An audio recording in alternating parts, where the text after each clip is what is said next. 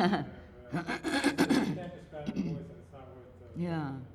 But, well, you were touching a little bit on that Sean has wanted to break out of some of the traditions of the Yeah. the art department, but felt that Garrity, as the art director, didn't want to do that. He was willing to. That's right. Let him control that. Tina Brown, I guess, is in a different situation because she's on a similar wavelength with some of the art directors. Well, some of that may be true, but I think she's exceptionally courageous in being able to affect what she wants to affect. Not completely, because she does listen, and she hears when there are objections and so on, and sometimes she still goes ahead and does what she wants to do, and sometimes she doesn't. But I think she not only has tremendous energy and the genius to connect with people of talent, but she also has tremendous courage, and that you certainly need. Are there certain things that you wish you wouldn't be doing nowadays in the magazine that you would object to now? I don't, because I just read what I like to read. I'm thrilled by what some of the new, younger writers are doing. And women, very interesting. Allison Rose, very, very talented. Nancy Franklin, another very talented writer. And Jane Kramer harks back to Bill Shawn. He gave her. He opened up all of Europe, and it was all of Asia for a while, only to Jane Kramer. And she's a remarkable reporter. Did you ever get to know Jennifer Lano at all? I met her, yeah. I met her a couple of times. For some reason, when I first got there, Harold Ross thought it was a good idea for me. He asked me if I wanted to come to dinner. And I said, sure. He said, we'll go to 21. I'd never been to 21, which at that time was a big name place and all. And so I said, sure. And to my surprise, he had Janet Flanner waiting there. So I met her. And her main interest in me was limited to about 3 or 4 words. She wanted to tell me that Ernest Hemingway is a bully, period. And thereafter, when she would see me in the corridor, about the only thing she ever said to me was, Ernest Hemingway is a bully. So she made me laugh, but I thought she was a good reporter. I think sort of limited,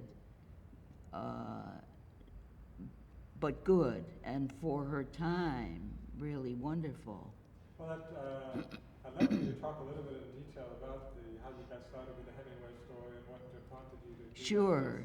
that. I think a lot of people may not know the details behind it, and I think it's been misrepresented in terms of the story. Sure. Before I do that, perhaps I might just finish reading some of what Bill Shawn had written, and then I can make a comment about it because, he went on to say, we edit the New Yorker as a magazine for readers, not as an advertising medium. We regard our readers as readers, not as consumers or as a, quote, market, unquote. Just as advertising is an essential part of our country's life, it is an essential part of the New Yorker's life. But it must not be linked to the editorial content of the magazine. They belong in separate realms, and the two realms must remain separate, must remain cordially apart. In this atmosphere of freedom, we have never published anything in order to sell magazines, to cause a sensation, to be controversial, to be popular or fashionable, to be successful. We have published only what we thought had merit of one kind or another. The business ownership of the New Yorker may change hands, but the idea of the New Yorker, the tradition of the New Yorker, the spirit of the New Yorker has never been owned by anyone and never will be owned by anyone. It cannot be bought and sold. It exists in the minds of a group of writers, artists, and editors who have been drawn together by literary, journalistic, aesthetic, and ethical principles they share, and by a shared outlook on the world. Whatever else may happen, it will endure. He went on to say other things. And I might just make one comment, and that's about demographics. These days, everybody seems to believe in demographics. And everybody, for example, VH1 is called the music channel. And they say it's mature music, and what they mean by that is that it's aimed at the 25 to 54 age group demographics. And it's the MTV station that is aimed at the teenagers, late teens to age 25 group. Well, Bill, Sean,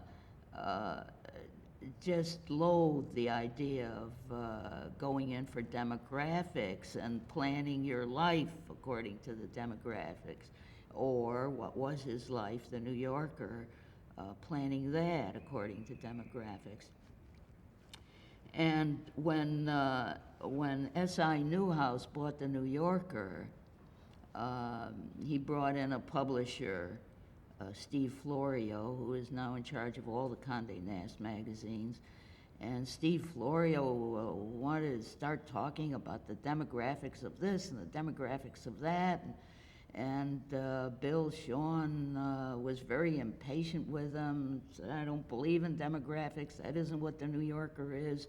You know, and to him, Steve Florio didn't have the foggiest understanding of what the New Yorker was. So it wasn't long before Bill Sean, shall I say on camera, was fired by S.I. Newhouse. And contrary to what people have said, Bill Sean kept his great affection for S.I. Newhouse. He understood what S.I. Newhouse was trying to do, but he thought he could talk reasonably to him and explain why the New Yorker should not plan its life according to demographics. And of course, S.I. Newhouse was very, very impatient with his talk, and he didn't want to hear it. This was after Bill Sean had been fired. But I think it's very pertinent because the New Yorker, if they focused on just a certain quote-unquote sophisticated group of very rich people, because they figured that's what they're advocated to, they would never reach a large middle class that has read it all. Absolutely. And to assume that 54 is a cutoff point. Yeah. Well, maybe you can sell a great story to a 60-year-old. Why? Yeah. It's frozen at that time. Most of the time when Newsweek is always trying to do, and New York is always trying to do different. Right. Well, a lot of water has gone under the bridge since 1987 when Bill Sean left the New Yorker. And demographics now seems to be part of life itself. The election process. Yeah, everything now. And again, I must say that Tina Brown has been able, somehow or other, to try to be helpful to the business side of the magazine, demographics or no demographics, and at the same time keep the fresh air going on her side of the street with the writers and editors.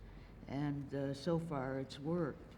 One thing I miss is a little bit of an air of mystery that I used to associate with the New Yorker more than I do now. And I think we talked a little bit about it with this plumber that I know. That Yeah. you wouldn't see a story necessarily today. You sort of discover these people that you found, like Joe Mitchell said, there's no little people around. Right. That you discover, that you sort of read this talk, this kind of mysterious things and develop. And now it's less so. I mean, she's telling or whoever's writing very interesting stories, but about more known people or quote unquote hot people. That would be something that I miss a little bit.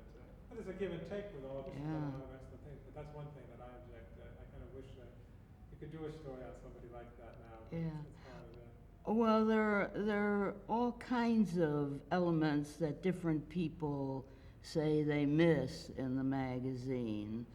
Oh.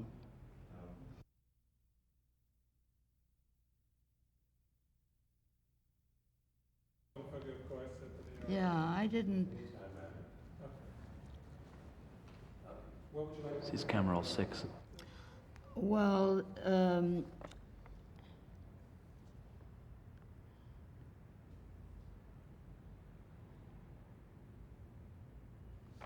well, I could tell you what Cy Newhouse said about.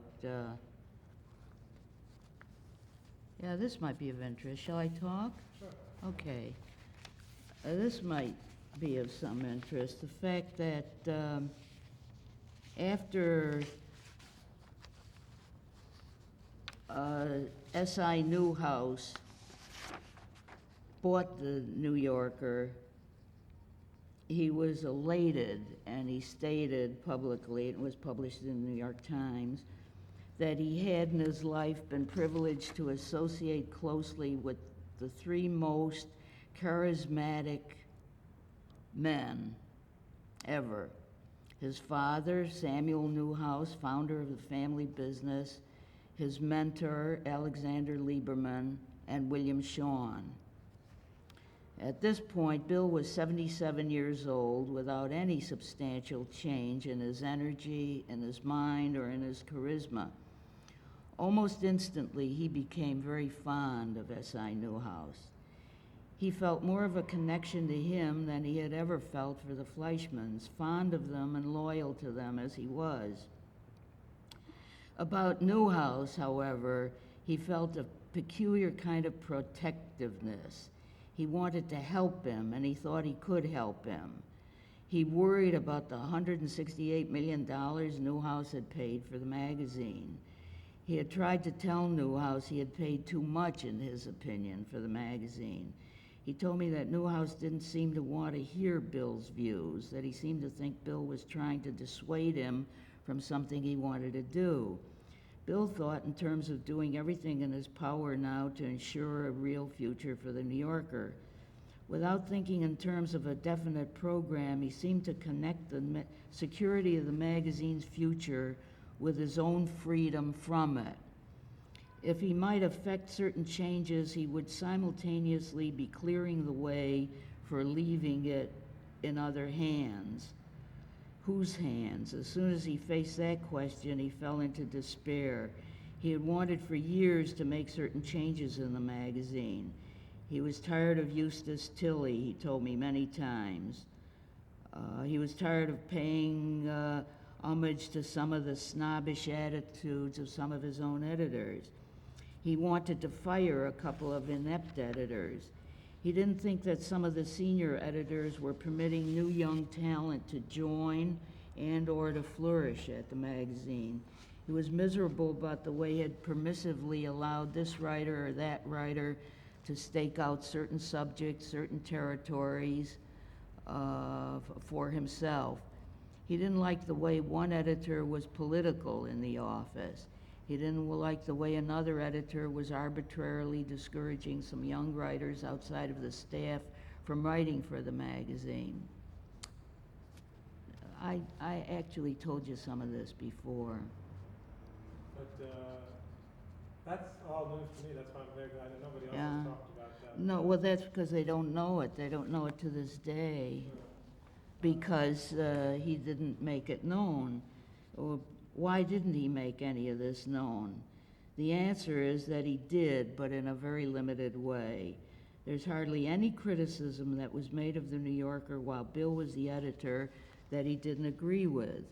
But with a few exceptions, including his decision to ride roughshod over the fiction editors and publish Salinger's story Zooey, they had rejected it, but he decided to plunge ahead and run it anyway. He was incapable of acting unilaterally. When James Garrity, the art editor for years, opposed having photography, Bill sadly did not insist. He tried to fire one editor and the editor wouldn't go. Bill didn't want to run a series of long, boring articles on wheat, but the writer was getting old and desperate and pleaded with him, so Bill ran the articles. Bill thought that Norman Mailer was a tremendously powerful writer, and he encouraged him to write for the magazine. Well. So there's this missing figure, of course, in all of this thing. There's sort of this little black hole in the history of the editorship. Of course, Robert Gottlieb, who I think was there for 5 years. Yeah. Can you make sense of course you know, maybe briefly describe what you think, why that didn't work, if that's something you'd like to talk about? Well, I left the magazine with Bill Shawn, so I never worked there under Bob Gottlieb, but I knew him from his Simon & Schuster days as an editor there. And I think he characterized himself accurately when he said he had had 3 main ambitions in his life. One was to be head of the New York City Ballet, 2 was to be head of Knopf, and 3 was to be editor-in-chief of the New Yorker.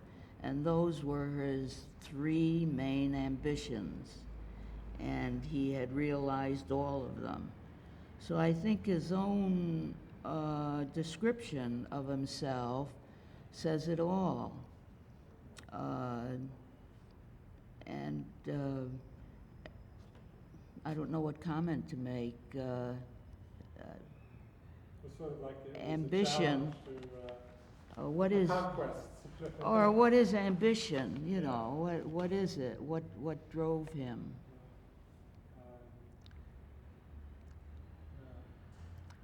And I'm sure you'll get, this is not for the camera though. Can you turn it off? I'm sure people, I think in many ways he's, Could you mention his name? Art Spiegelman is very talented and very interesting, very powerful, and somewhat erratic. But there are other new artists that Tina Brown has brought in. And I think Bill Shawn, again, wanted Jules Feiffer, for example, way back when Jules Feiffer started doing his Jules Feiffer cartooning. But the art editor didn't want him, so Bill deferred to him, to the editor. I think that's interesting because I most likely to get to the New Yorker. Yeah, yeah, and there were others. Oh, sure. Talk about William Shawn's affection for the work of Sempe. You use the word exquisite. And that's exactly the word Bill Shawn used about Sempe's work. And he loved it and encouraged him and knew how to work with him and all. And when Bill left the magazine, Sempe wrote him a letter, and Bill showed it to me. And Sempe was grieving and all, and said he found it very difficult to have the replacement understand and be sympathetic to what it was he was trying to do. But apparently he found his way, and I think he's still drawing for the New Yorker. And I always associate the very characteristic of the New Yorker's ability to be very understated. You can have a whole Yeah, skyline and a little absolutely. red carpet, and your little man and the little Absolutely, carpet, beautiful. and gigantic. And Bill. That's what I associate a lot with the Yeah. New Yorker somehow. Well, Bill's favorite, that is favorite in terms of what he considered to be greatness, and he thought he was as great as Picasso, was Saul Steinberg. My favorite, and also an artist Bill Shawn loved, is William Steig. I have a wonderful collection of original Steigs in the days when he was doing his little boys, all of whom, of course, looked like Bill Steig in the traditional, way of art. But I do think that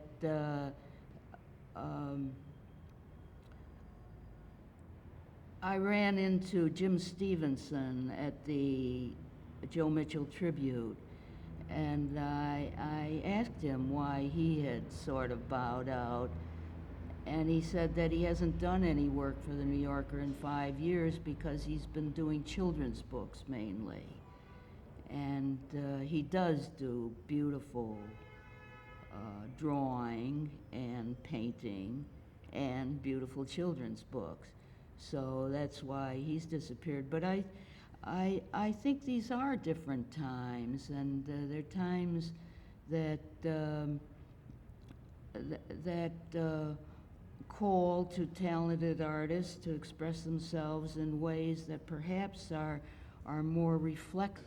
You have that very nice preface where you talk about what you think are the signs of a good reporter.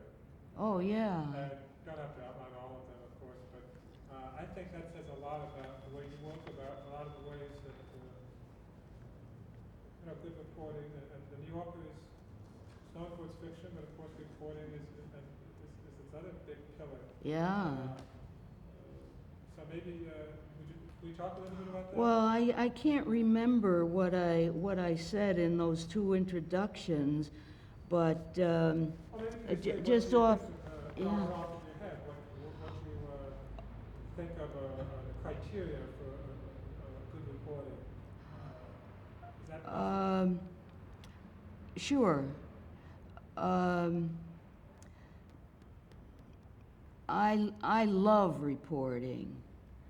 And I love the challenge of writing short stories, and they are stories, for the talk of the town.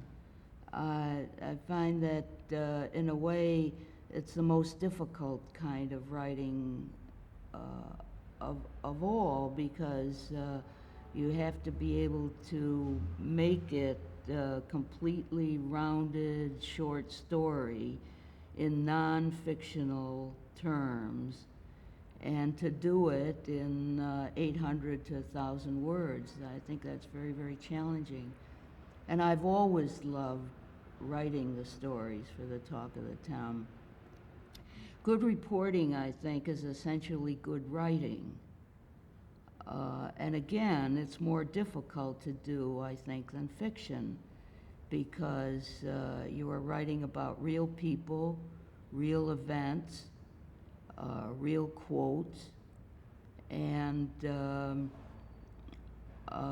reality. And when it's done the way I love to do it, I think there's nothing better. And also, it gives you an opportunity to have your little say about the way things are. Reporting in general gives you that opportunity. And to me, that's very exciting. Also, you have a tremendous interest in your brain. I discovered almost immediately when I started doing reporting, that one senses the truth of a person or even a situation in the very first minutes of the meeting or the experience. And it's always stayed with me, and I've never found it to be misleading. The very first few minutes will give you the sense of the person, and if you're going to work with the person, it's a connection too. And beyond that, if you write about a person at length and take up a lot of that person's time and energy, the person is giving you a form of friendship, real friendship and trust. And so the friendship continues after the piece of writing has been published. That happened with Hemingway. It happened with John Huston. And it happened with Robin Williams and his wife. And that's just the way it is. It's like people inviting you into their homes. You don't violate that trust. So the kind of reporting I talk about and the kind of reporting I do, I think is different from the kind of reporting that someone assigned to cover City Hall and to find out about the latest crookedness that went on there and so on. Oh, I'm sorry. What is that? I just have to relax at some point, and it's very Oh yeah, thoughtful. Because yes. you couldn't have that much creative energy as a Well, it's tremendous. He is a genius, and he's really a Could you poet. mention his name? Robin Williams is a genius. Okay, now go ahead. Robin Williams is a genius. He's a poet, and he's absolutely marvelous. And unlike some, oh.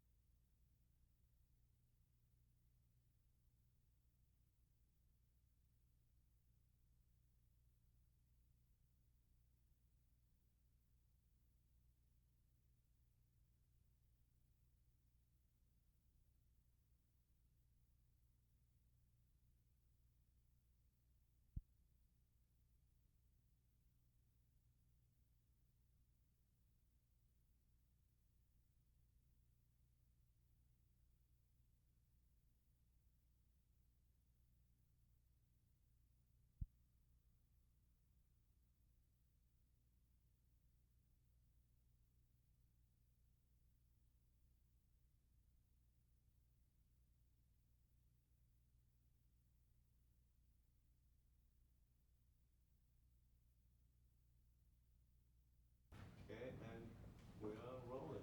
You got the sound? Yeah, anytime. All right. Well, I thought maybe we could start beginnings, as it were, and how you first came to know about the New Yorker, even before you started working there. Have you had a I grew up in Kansas City, and I had a cousin who I think was considered rather strange who subscribed to the New Yorker, but I didn't actually read it. I was aware, that was my only awareness of it when I was a child. And I guess in college I became more aware of it. I think I really started reading it closely when I was in Atlanta, in the Time magazine Southern Bureau in the early 60s. And it seemed, Atlanta and the South in general seemed much less part of the United States than it does now. And and I remember, I guess it was Fridays when the New Yorker got the stand was a big day. Plus, I read a couple of things in it. I had the notion that this was, when I was in the South, I was just basically doing, it was called the seg beat. I mean, I was just doing stories about race, really. And I think I had the feeling that you had to live there to understand what was going on, and you had to do it constantly, and a certain disdain for the people who came on the big stories from they showed up from either New York or London, or, you know, it all the same. And then I read a piece in the New Yorker by Bernard Taper called Gamillion versus Lightfoot, which was about the gerrymandering case in Tuskegee. And I realized he understood exactly what was going on, and he had just come down from New York apparently to do that piece. So I was very, I think it was the first time that I read it closely and looked forward to getting it. And that sort of Was there, Just cut for one. thing. And the New Yorker really had a different, the New Yorker somehow combined some sort of aspirations in terms of serious reporting and literary thing with those sort of elegant ads, and it was a different market, I guess. What now would be called a different market. I think one of the advantages of the New Yorker also was that they didn't think of it as a market. You know, they sort of did what they were doing, and it showed. can you recall the first, the situation about being hired there, and your experience about approaching them, or why you approached them?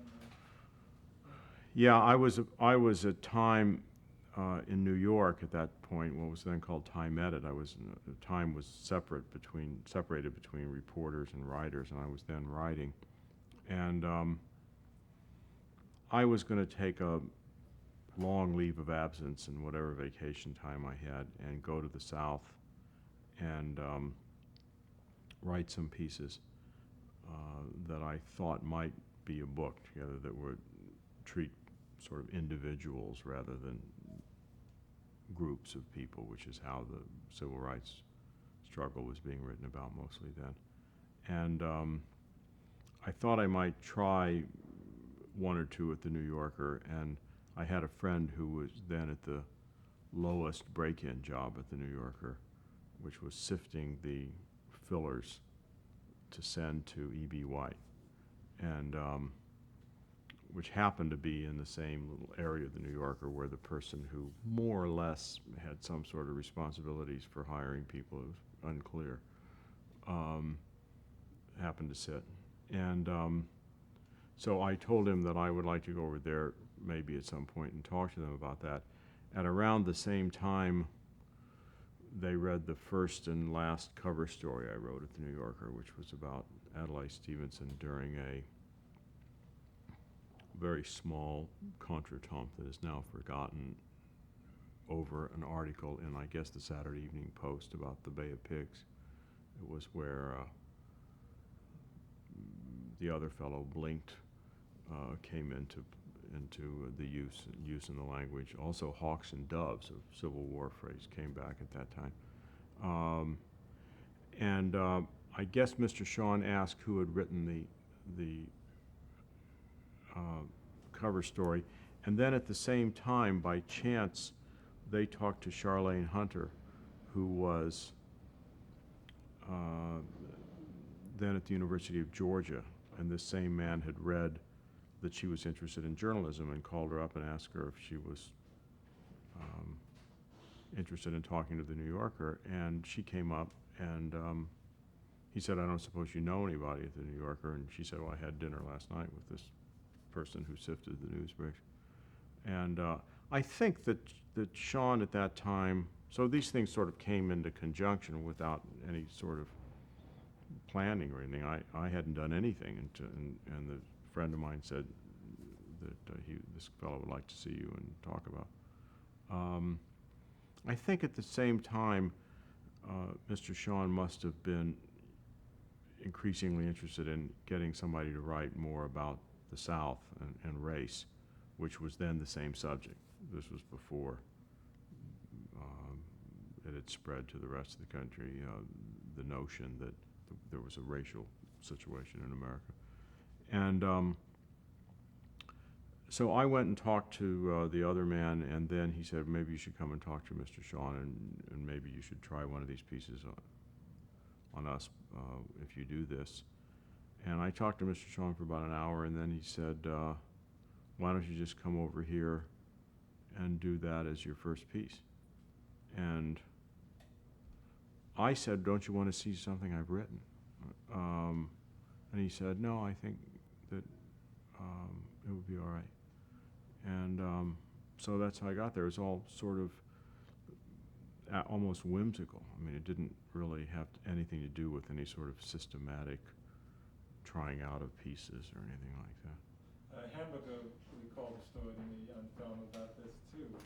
This was with St. Clair McKelway, and basically had a meeting, and he was McKelway was kind of mumbling under his breath about some piece that he had seen that Hamburger wrote when he was in college or something, and Hamburger left the meeting thinking that he hadn't had any interest in it at all.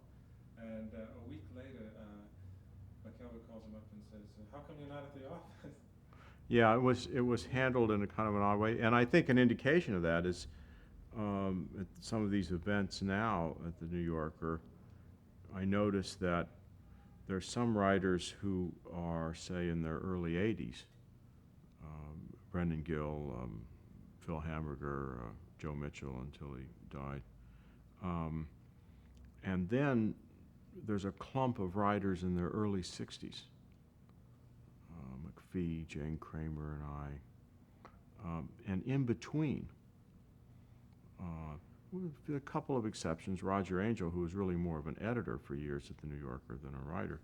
I mean, it turned out that he had this great gift for writing about baseball and increasingly wrote, but when I first got to the New Yorker, he was basically an editor, occasionally wrote a casual.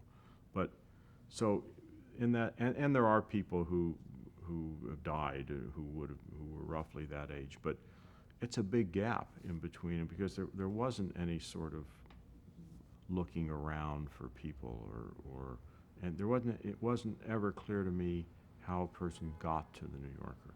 He just sort of, including me, it sort of appeared there.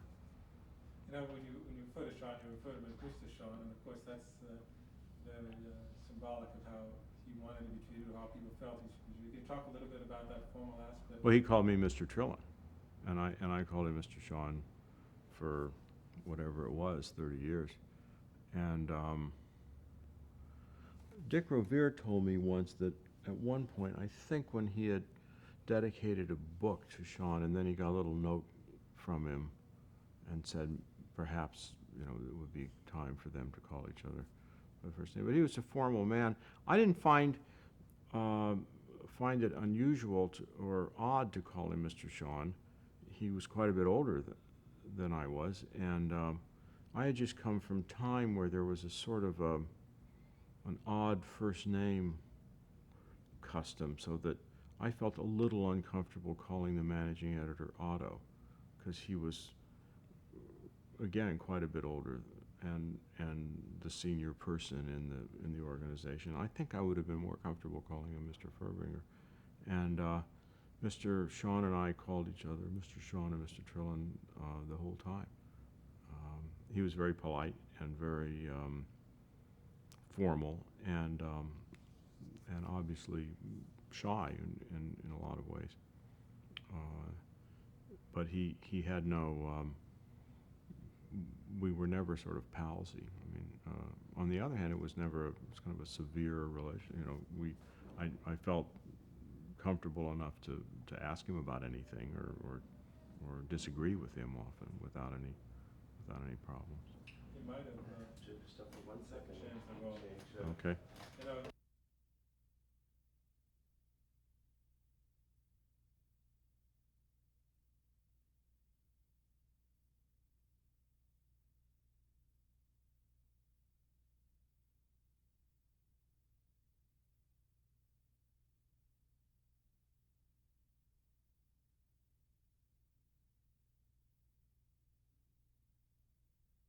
Ooh. 2, 3, anytime you want. you also mentioned in a tribute to Sean in the New Yorker a few years ago that people would come out of his office, and maybe it was you, he said that he really listened. Yeah, I think it was really one of his great strengths. He was a terrific listener, and he was someone who listened to you thoroughly and shut out everything else, so that you never had the idea that the phone was ringing, or that occasionally the phone would ring. I guess one or two people were able to call through on some special line or something, and he would get off the phone in about 15 seconds, just yes, no, off the phone, and then apologize for the interruption. Concentrated on what you said, and also, I usually had the feeling he had given some thought to that general subject. He often acted quite interested. Oh yeah, I mean, you would say, is that right? But if you try to explain a story or something, but you always felt that he understood everything you'd said, that he listened to everything you'd said, and I think a lot of writers came out of his office thinking, well, there's at least one other person in the world who knows what I'm trying to do. And that's very important, particularly in an industry where there's a lot of yeah, and kind of thinking about the next appointment or the lunch date or something like that. You really felt you had his absolute undivided attention, and that he took in everything, and you could allude to something that you had said a long time ago, and that he would remember it. And I think in a lot of ways that was maybe his greatest gift. Can you remember any specific thing about your own writing that he might have influenced you and maybe adjusted the way you do your own work? I don't know if I think of him as influencing the writing in that way. He tried to let writers do what they wanted to do. I mean, his instinct was to let you do what you wanted to do, and he said a number of times that his instinct in editing was to try to help you say what you wanted to say, and he didn't have any axe to grind. I mean, he didn't have any feeling that you ought to write about this subject because it would be good for the New Yorker ought to be doing something because some other magazine is doing it or something. He had none of that. He just had none of those feelings. I don't mean he wasn't competitive about stories. He was. He really wanted to get the story. But to say, I mean, for instance, we had some disagreements about language, and to say to him, oh, commentary said this word last week, so how can we be arguing with it, would have been just silly. He didn't care what commentary said, and he didn't care what anybody said, and so in that sense, he had the idea. I mean, he ran the magazine to a great extent, of trying to find pieces that interested him from writers he had some reason to believe could write them. Obviously, other things get in the way over the years. I mean, somebody who's been there 20 years, obviously there's some influence on just, well, wait a minute, we have to run some of this guy's stuff, or yeah, that wasn't that good. But you know, there are other elements that come into it. But the essential element was not what should we be doing at this point. Since he, as far as I know, never asked anybody. I mean, I don't think while Sean was there was ever a meeting at the New Yorker, in the sense of a bunch of editors sitting around talking about what was coming up or what should be done or what was fashionable or anything like that. I think he did things that interested him. Well, I think that is really one of the things you could say about the New Yorker, is that it did go on its own. It had its own world. It wasn't interested. And like Right. the Time was probably always checking what Newsweek was going to do. It probably always Right. did that. Life might have been checking what, Yeah. you know. And so it's sort of like, we'll make it and people will come. It's sort of that confidence that we're going to go Yes. with what we think is quality. And Right. He obviously wanted people to read it, but he had faith that they would come. Or, Yeah, he did. Ross felt that way. He did, and he had he had no interest in this sort of fashion of, and when you think about it, I think that one of his interests, which was the Vietnam War, which you could argue was not a very good interest to have in managing. I mean, the New Yorker, I don't mean that other magazines eventually didn't do a lot of this, and some did at the beginning, but the New Yorker steadily ran all of these pieces that called into question the American presence in Vietnam. And ironically, I think, and there wasn't any way to predict this, that it probably got the New Yorker a lot of younger readers who otherwise wouldn't have been reading the New Yorker. Take the elevator and stuff. Yeah, well, he had a special elevator. We're actually rolling. Maybe just finish that last thought. You said Right. the Vietnam War coverage. Well, I think that if somebody was trying to figure out what was a good thing for readership, these sort of relentless pieces on the Vietnam War probably wouldn't have been what a group of people thinking about this would have come up with. And yet, ironically, I think that for the next generation of readers, they were very important in attracting people to the New Yorker. When in those days, I was going someplace every 3 weeks for the New Yorker, so I heard a lot of things about the magazine because I often was the unusual presence of the New Yorker in some labor dispute or something. And the two things that young people, when I did college stories, were the Vietnam coverage and Pauline Kael, because they were interested in movies. And but I don't think if you had planned some way to get audience, that it would have come out that way. What about some of the phobias that Sean is famous for? Did you Right. experience any of them? Did he talk to you directly, or did you see them? Well, no, he never talked to me directly. He did. He was claustrophobic to some extent, and he always used the elevator that had a glass door. There was one elevator in the old building that where you could kind of see out as you. I mean, what you'd see was not very uplifting or anything. It was just the sort of floors and maybe some beams or something, but at least you could kind of see out the window. Well, yeah, I think we'll have to.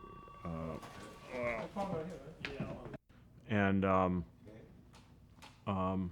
I think it made the New Yorker.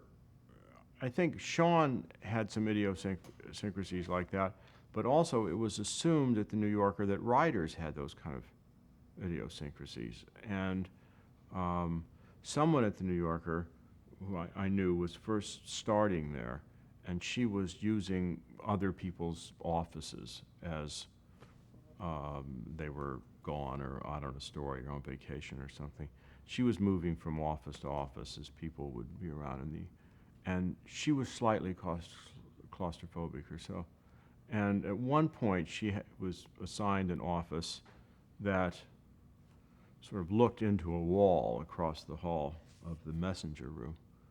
And she called up the office manager and said, you know, if you could get me another office. I mean, this is somebody who's the lowest possible employee.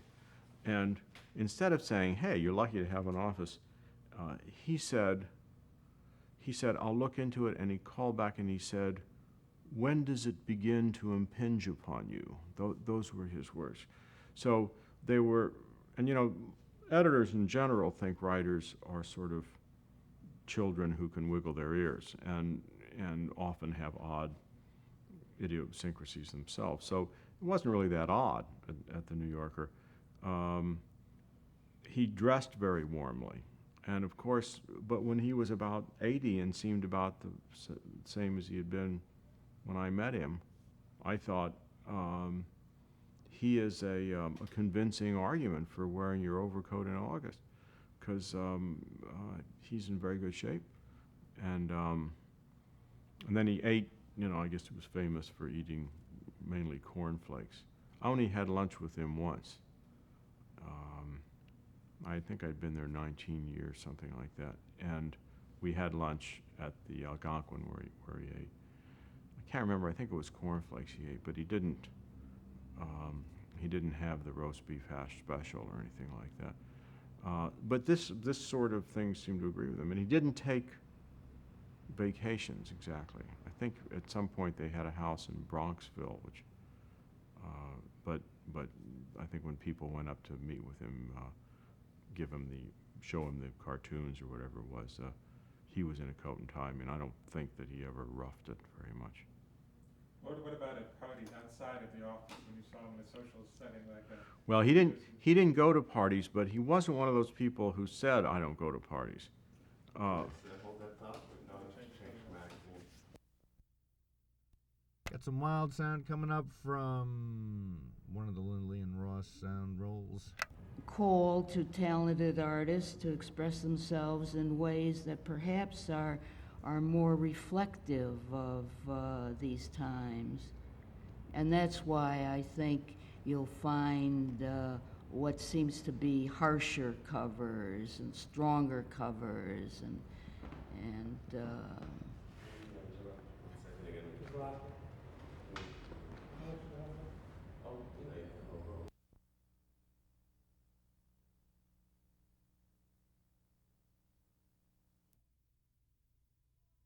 And that's it for Wild Sound.